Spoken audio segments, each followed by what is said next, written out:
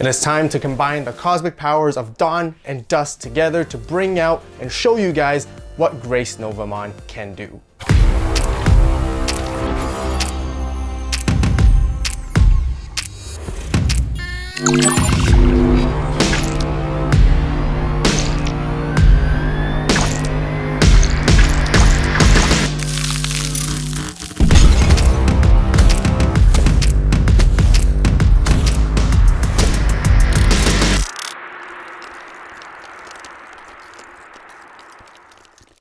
Alright, so we're back again in the DCGO Simulator app to showcase the GraceNovamon deck here today. Once again, huge shout out to Huang0 and his team for this amazing app. It is entirely free, just so you guys know, and if you want to learn more about it, it will be coming out really soon for public as well, so more details will be left in the description box down below, so be sure to check it out as well. But anyways, here with the GraceNovamon deck, our opening hand looks great. Quite okay. What we're really trying to look for is we want to make sure we have access to our level 4s, either Pheramon or Lekismon. These are the really important cards that you want to see in your opening hand alongside with your rookie and some boost option cards to help you search. You need to be able to search and find pieces, which is incredibly important. This deck lacks a little bit on draw power, but it has a lot of search power in the core of your level 4s, and you want to cycle them as much as possible. This is why I kind of kept the hand, and this is what you guys can see is that you always want to try to digivolve to your level 4s, use this when digivolving effect. If not, you hard play them and able to search again and again. Right here in this particular play, just in hindsight looking back, I think what better play was to tuck the Pheramon back underneath and then digivolve into Lekismon and then continue to cycle and build your stack and then eventually towards a level 5 that way. But the only reason why I was kind of reluctant to do this during the time was just because I didn't see a level 5 in my hand yet, and I don't want to risk committing everything into one single stack and it can potentially be gone, just like here with the opponent going into Zuchaomon. We are playing against Fanalomon, just so you guys know as well, in the 4 Sovereigns and the David deck, which is a very interesting matchup overall because there are definitely its ins and outs. And we're going to talk about more how specifically you want to win with the GraceNovamon deck in this particular matchup, because ideally you want to be able to get rid of their level 5s. If you get rid of the level 5s, they can't blast ace into level 6s. But there's one really important thing. You got to be careful because their level 6s, even if they blast ace or whatever, they have on deletion effects that can potentially delete your Digimon. So you're gonna gotta protect yourself a little bit as well. So this is what we're trying to do here. We're gonna continue to build our stack. We need to find our 5s, getting into it here. And then we want to get into our level 6, but we want to actually turbo into GraceNovamon as soon as possible, even without having the DNA Digivolve. And we're going to show you guys how we can kind of do it. We just need to, be resourceful and use our memory efficiently. Just because we can always stuff something back and gain 2 memory with our rookies is always fantastic. We set up the boost and we go into Apolomon right here. This is where many players would actually think that you should swing with Apolomon right here. You do multiple checks and you get to delete the level 5. Yes, you want to get rid of the level 5, but there is one downside here. You swing, and if they blast Digivolve anyways into any of their level 6, your Apolomon is going to end up deleting that level 6, which is great, and then you get Ace Overflow and all that, which is kind of tempting. But what happens as a result is your Apolomon doesn't have any protection whatsoever. So if I swung there with Apolomon and they blast Digivolve into any of their 6s, by the time I delete it with Apolomon effects, they're going to delete my Apolomon and I'm going to lose my entire stack that way. Therefore, even it costs you quite a bit of memory, which is fine, I decide to hard Digivolve GraceNovamon on top of Apolomon without attacking, and then I'll start attacking later. That's because I can get rid of their sources underneath, I can delete anything onwards now, and most importantly, GraceNovamon has protection. So right here, as you guys can see in our stack, what we're trying to set up was multiple level 4s, multiple level 5s, not potentially level 6s, but at least we have 2 sources of protection of GraceNovamon. Now moving on forwards, we just beat down our opponent 2 checks at a time, and whatever they put out as a level 5, we're just going to instantly delete it. And that's how good this deck can actually be versatile. You don't really have to DNA Digivolve all the time as much as you really want to. Sometimes it's nice if you have the setup to DNA Digivolve and then sort of clear their board afterwards, but sometimes you don't have the enough time to get into it and you're just gonna pay a little bit more memory, play a little bit differently, and go through this route instead. Because I assure you guys, we're sitting in the driver's seats ever since here on, and our opponents realize that with GraceNovamon out, any level 5 they play, we're just going to end up deleting again and again, and we're chunking them down on security 2 by 2 at every turn, and we have all the momentum we have now. You guys can see why it's so important to play those level 4s as well as much as you can in the early stages, because once you ramp up, you guys get notice we have a lot of cards in our hand. But that's only because we've been cycling again and again by, putting our stack underneath itself and then digivolving again to draw a card and then go into the level 5 floor to search again and again and again. And that's where this deck gets its draw power from, kind of like green decks overall. The other thing I do want to note about this GraceNovamon in particular is that we want to make sure it has a lot of DP inheritables, whether with the blue sources, especially with the opponent's turn 1, because it gives you extra 2k, and we have a couple of those underneath it, like 2 or 3. So now that's why our GraceNovamon's 21k during the opponent's turn. And what does that particularly mean? Well, it means that FangLongMon is not going to be able to deal with us. You see right here, they're going to play the FangLongMon, they're going to be able to, return 4 sources, and the maximum they can take out is 16k DP anyways. So they can only delete our smaller guy, but it's not going to affect our GraceNovamon. And it's going to be really good for us because then that means even FangLongMon can't deal with the cosmic god GraceNovamon itself. So here we're just going to continue to chunk them down. There is one way out for them, which I do notice as soon as I check that security, is that if they were able to play 2 FangLongMons in a turn, if they had that one prior, they just need to attack with it, and then they play another one, then they can probably potentially like minus 32k in total to get rid of the GraceNovamon. And that would be absolutely insane. So we can't let that FangLongMon attack, which is why I decided to go for the blue option, the 5 cost one, to stop them from being able to suspend.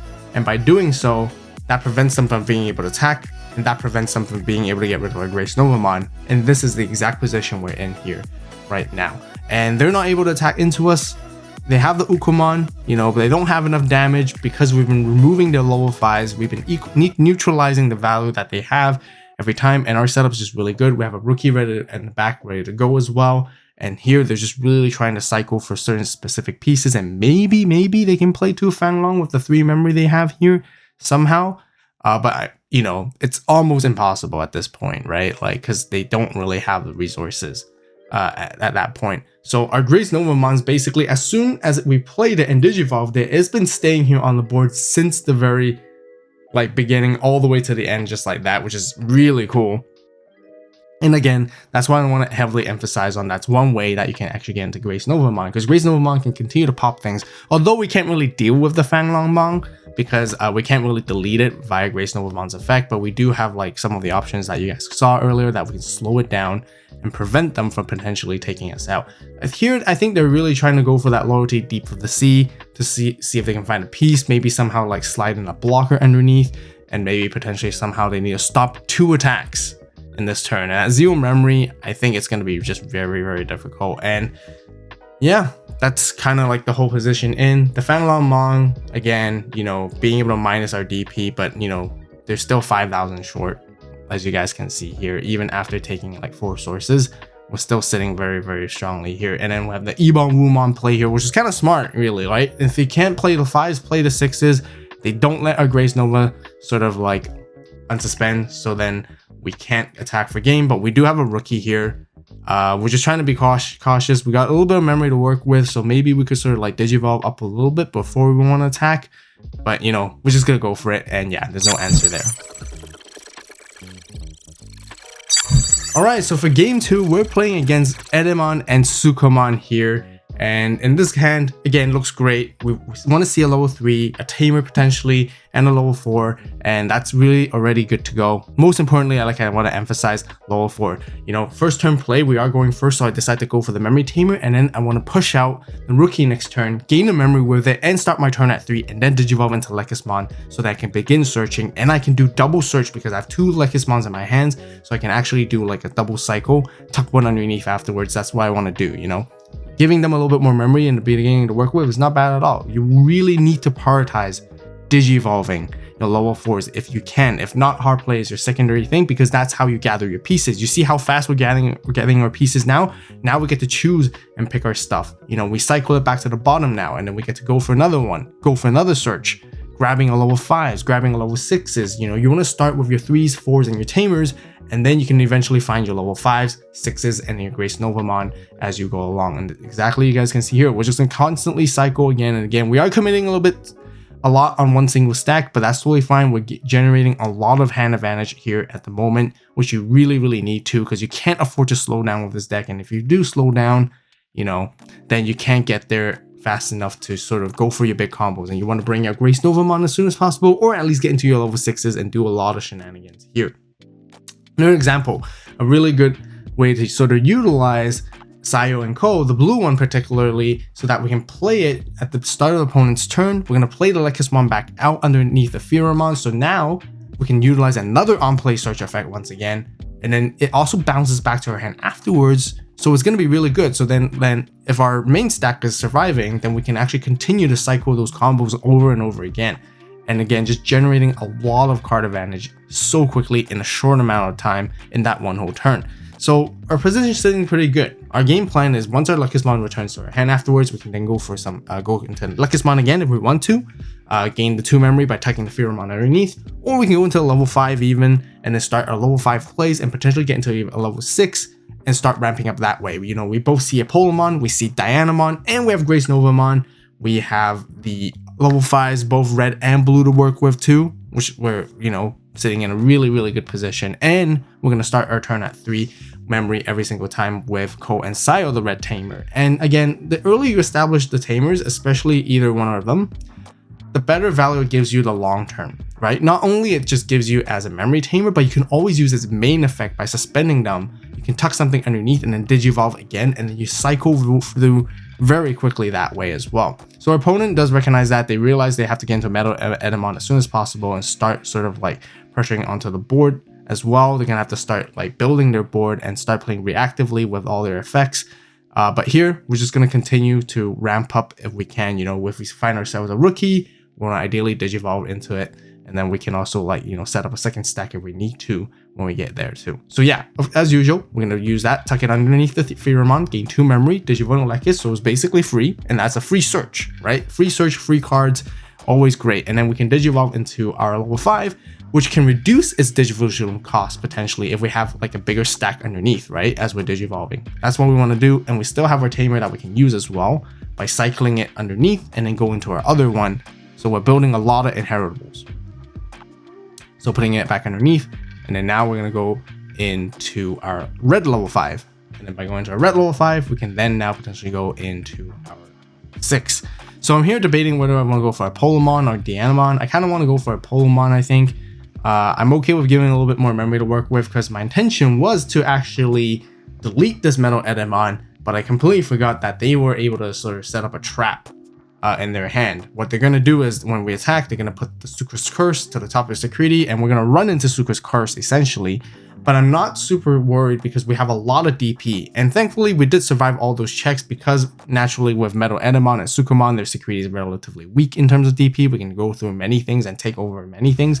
So we're down to 9k because we turned into a white Sucramon, but we're only 9k because we have those inheritables to give us the DP buffs. And unfortunately, because we turn into a Sucramon, we're lower DP now, and Apollomon's not able to delete the Metal Edamon, which is kind of unfortunate. I really want to get rid of it, but this gives the opponent a little bit of a chance to make a comeback from that. But the other thing I do want to showcase in this game is that, like, we don't always necessarily have to go into GraceNovamon. GraceNovamon is great, you know, the effects is really what it does is that's absolutely fantastic. But our level 6s do a lot of work, and I really like the combo because, you know, my intention is that if I go into Apollomon, you know, then I attack. After the attack, I can go into Dianamon, even with my tamers, effectively for free. Dianamon gets to unspend, and then Dianamon can basically go for another check and take out sources underneath their Digimon to stun their board, and, you know, continue these combos over and over again. And here they're doing a pretty big setup here. They give us quite a bit of memory to work with, but they know it's because they're trying to set up all these like shenanigans on our turn when we try to attack. That's when Metal Edamon sort of like thrives the most. Basically, when we attack, we're forced to attack here essentially as well, because of the Edamon effect on play, and they get to play stuff like this Targetmon as well, and they have a blocker, and, you know, they're setting up a lot of defenses. But don't worry, we're gonna be able to take it out here, and yeah, they're gonna redirect us into attacking into security, and once again, we're gonna turn into a Sucramon because of Sucra's Curse, and we're gonna try to check for the rest of the security. And maybe, yeah, pretty good. You know, like I mentioned, there's The only downside for them is that their security is relatively weak. So then our Polymon is able to survive even with just 4K. And right here, I kind of forgot that if they actually use the redirecting effect or the effect of Metal Edamon when we attacking once per turn already. I thought they didn't, but I think halfway through as I was going through my stack and all that kind of stuff, then I realized, oh yeah, I think they did it already. So really all we have to do is basically just like swing the game, but we're just, you know, playing it a little bit safe, just in case if it might have anything, you know, just surprising us along the way. You never know, right? So here I'm just thinking like, oh, okay, do I want to go into Polymon again? And then the Polymon would be pretty good because I can sort of delete their stuff, but I kind of want to find a way to clear their board at the same time. Maybe I can go into GraceNovamon as well, but the only problem is that our Polymon that's turned to the Sukamon cannot be used as a DNA target either. So we're just ending up just gonna go for Dianamon right here. And then Dianamon, we can just like stun the board, strip their sources and stuff, and basically just make sure they're clear, there's no blockers or whatsoever, and then we basically try and attempt to swing the game. I was thinking, oh, can we go for GraceNova here too? No. Yeah, but we probably can't anyway. So yeah, just like that, we got it. Like always, check out the AVAULT store if you guys haven't done so yet to get yourself some awesome merch. And if you want to see more EX5 deck profiles and gameplay videos, be sure to watch them right here, right now. Be sure to stay tuned as we've got more coming. And as always, you guys have a great day, great night, wherever you are. See you in the next video. And this is AVAULT signing